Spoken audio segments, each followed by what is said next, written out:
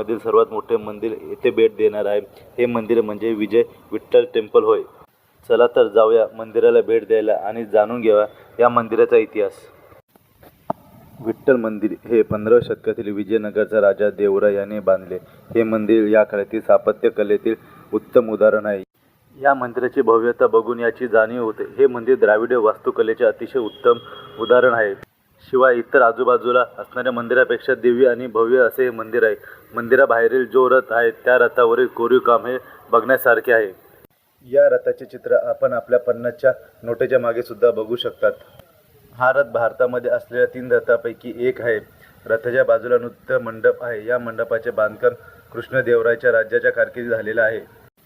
या नृत्य मंडपाचे वैशिष्ट्य असे आहे की या नृत्य मंडपाच्या पिलर्समधून आपल्याला संगीत ध्वनी ऐकू येतो. जेव्हा आपण आपल्या हाताने या पिलर्सवरती थाप मारतो त्यावेळी वेगवेगळ्या संगीताचे ध्वनी ऐका